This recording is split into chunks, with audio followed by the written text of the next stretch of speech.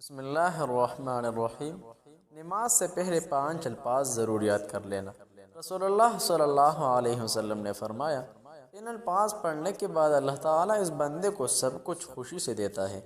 جو بندہ یہ کلمات ہر نماز کے بعد لازمی پڑھتا ہے، اسی الفاظ جو بندہ ہر نماز کے بعد صرف اور صرف ایک بار پڑھتا ہے، جو بھی چیز، جو بھی حاجت، جو بھی ضرورت اللہ سے مانگا جائے، ان الفاظ کے پڑھنے کے فوراً بعد انشاءاللہ العزیز آپ کی وہ حاجت، آپ کی وہ ضرورت، آپ کی وہ چیز اللہ رب ذوالجلال خوشی سے دے جاتا ہے۔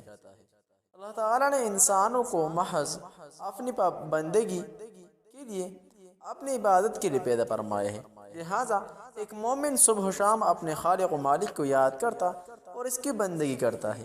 نماز اللہ کی عبادت بھی ہے اور اس کا ذکر بھی ہے۔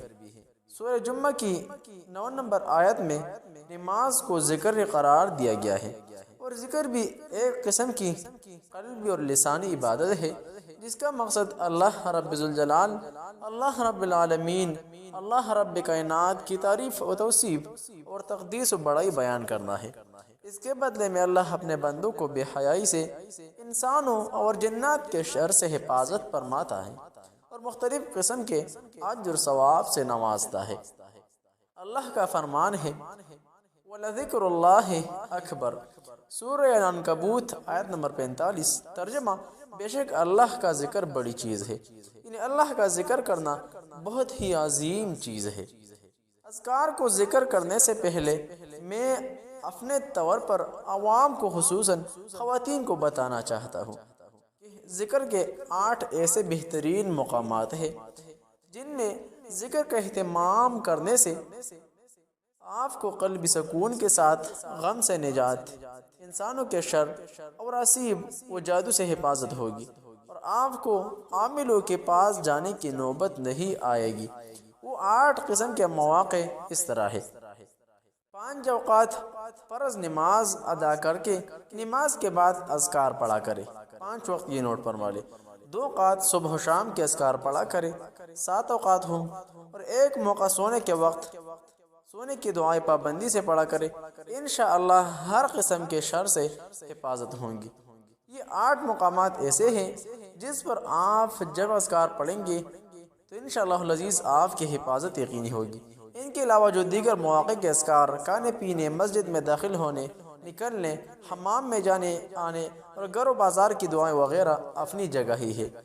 نوٹ فرما لے، وہ 5 کلمات والی وظیفہ رزق میں برکت و کشادگی کے لیے، مال و دولت میں برکت و وسعت کے لیے، ہر حاجت پانے کے لیے، ہر حاجت پورے ہونے کے لیے، مال و دولت کے لیے، اولاد کی کامیابی کے لیے، اولاد کی پریشانی سے نمٹنے کے لیے، زندگی میں سکون اطمینان کے لیے، ہر حاجت پانے کے لیے، نوٹ پر مالے فور پل نبوی قرآن وظیفہ۔ انشاءاللہ العزیز اس وظیفہ کو سمجھنے کے بعد آپ بہت سکون پانے والے ہیں۔ نوٹ پر مالے فور پل نبوی وظیفہ۔ محترم ناظرین، 5 کمالات والے وظیفہ نوٹ کریں۔ ابو ہریرہ رضی اللہ عنہ سے روایت ہے کہ رسول اللہ صلی اللہ علیہ وسلم نے فرمایا، ملائک تم میں سے اس نمازی کے لیے اس وقت تک یوں دعا کرتے رہتے ہیں جب تک وہ اپنے مسلح پر بیٹھا رہے، اللہم اغفر لہ اللہم ارحمہ، کہ اللہ اس کی مغفرت کرو، اے اللہ اس پر رحم کرو۔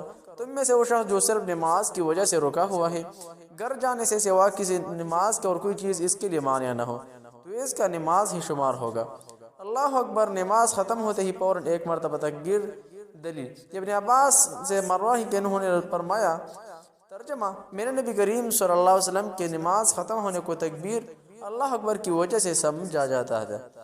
نمبر 2، استغفر اللہ، استغفر اللہ، استغفر اللہ، اللہم انت السلام و منک السلام، تبارک یا ذا الجلال والاکرام۔ سیدنا ثوبان رضی اللہ عنہ سے مروی ہے، انہوں نے کہا کہ کان رسول اللہ صلی اللہ علیہ وسلم اذا انصرف من صلاة استغفر ثلاثا وقال اللہم انت السلام و منک السلام، تبارک یا ذا الجلال والاکرام۔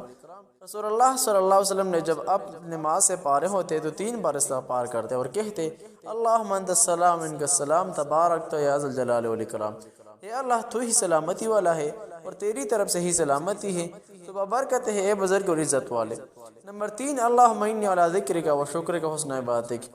معاذ بن جبل رضی اللہ عنہ سے روایت ہے کہ رسول اللہ صلی اللہ علیہ وسلم نے میرا ہاتھ پکڑ اور فرمایا، یا معاذ انی لا احبک واللہ انی لا احبک۔ ترجمہ، اے معاذ، قسم اللہ کی میں تم سے محبت کرتا ہوں، قسم اللہ کی میں تم سے محبت کرتا ہوں۔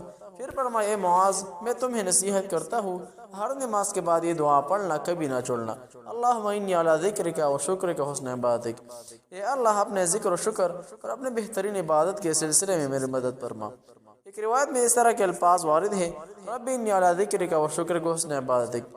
یہی دعا عام حالات میں بھی معمول تبدیلی کے ساتھ اس طرح مروی ہے۔ سیدنا ابو ہریرہ رضی اللہ عنہ سے روایت ہے، نبی کریم صلی اللہ علیہ وسلم نے فرمایا، تحبون ان تجہدوا بالدعاء قولوا اللہم انی علی ذکرک و شکرک و حسن عبادتک۔ کہ تم چاہتے ہو کہ دعا کرنے میں پوری کوشش کرو، اگر چاہتے ہو کہ کہا کرو، اے اللہ، اپنا شکر کرنے، اپنا ذکر کرنے، اچھے انداز میں عبادت کرنے پر ہماری مدد فرما۔ یعنی ایک ہی عظیم دعا ہے جسے فرض نماز کے بعد عام حالات میں بھی کثرت پڑھنا چاہیے۔ نمبر 4، لا الہ الا اللہ وحدہ لا شریک لہ، لہ الملک و لہ الحمد و علی کل شیء قدیر۔ آخری کا مال والا وظیفہ نمبر 5 نوٹ فرما لے، لا الہ الا اللہ وحدہ لا شریک لہ، لہ الملک و لہ الحمد و علی کل شیء قدیر، لا حول ولا قوة الا باللہ، لا الہ الا اللہ ولا نعبد الا ایاہ، النعمت و لہ الفضل و لہ الثناء الحسن، لا الہ الا اللہ مخلصین لہ الدین و لہ کرہ الکافرون۔ سیدنا ابن زبیر رضی اللہ عنہ ہمیشہ ہر نماز کے بعد سلام پھیرتے وقت پڑھتے یہ کلمات، ہر نماز کے بعد سیدنا ابن زبیر رضی اللہ عنہ فرماتے تھے اور پڑھتے تھے۔ ترجمہ، کوئی معبود لائق عبادت کے نہیں، نہ اس کا کوئی شریک ہے، اسی کی ہے سلطنت اور اسی کے لیے سب تعریف، اور وہ سب کچھ کر سکتا ہے، اور نہ گناہ سے بچنے کی طاقت، نہ عبادت کرنے کی قوت ہے مگر ساتھ اللہ کی، نہیں کوئی معبود لائق کے سوا اللہ کے، اور نہیں پوجتے ہم مگر اسی کو، اس کا ہے سب احسان اور اس کو سب بزرگی اور اسی کے لیے سب تعریف، اچھی نہیں کوئی معبود عبادت لائق، ہم صرف اسی کی عبادت کرنے والے ہیں اگرچہ کعب پروان ہیں۔ اور کہا راوی سیدنا ابو زبیر سے کہا رسول اللہ صلی اللہ علیہ وسلم نے ہر نماز کے بعد یہی پڑھا کرتے تھے۔ محترم ناظرین، کلمات لازماً پڑھیں گے، ہر نماز کے بعد دعاؤں میں یاد رکھیے گا۔ اسی طرح اسلامک وظائف کے لیے چینل ضرور سبسکرائب کیجیے، ویڈیو لائک اور آگے شیئر کریں تاکہ دوسروں کو بھی فائدہ ہو سکے۔ السلام علیکم ورحمۃ اللہ وبرکاتہ۔